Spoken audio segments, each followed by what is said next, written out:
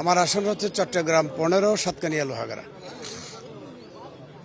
আপনার পরের যে প্রশ্ন, আমি কতটুকু আশাবাদী পরিবেশটি, আপনি জানেন দীর্ঘ 17 বছর বাংলাদেশের মানুষ ভোটাধিকার প্রয়োগ করতে পারেনি। বাংলাদেশের মানুষের কাছে একটা সুযোগ এসেছে।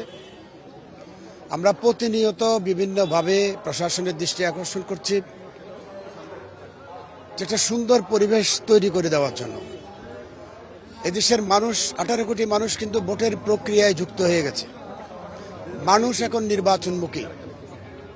আপনারা জানেন নির্বাচন বানচাল করার জন্য জাতীয় এবং আন্তর্জাতিক ষড়যন্ত্র হয়, তার অংশ হিসেবে হাদি নিহত হয় এবং আমাদের জনাব এরশাদুল্লাহ সাহেব বলখালী আসনের চট্টগ্রাম মাঠ উনি গুলিবিদ্ধ হন।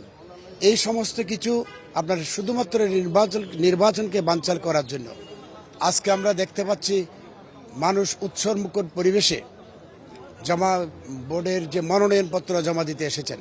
মানুষের মুখে যে উচ্ছ্বাস দেখছেন, সেটি ভোট কেন্দ্রে ভোট দেওয়া থেকে শুরু করে ভোট গণনা পর্যন্ত এদেশের 18 কোটি মানুষ অংশগ্রহণ করবে এবং তাদের সমস্ত আন্তরিকতা এবং সাহস নিয়ে ভোট কেন্দ্রে উপস্থিত হবে বলে আমি বিশ্বাস করি।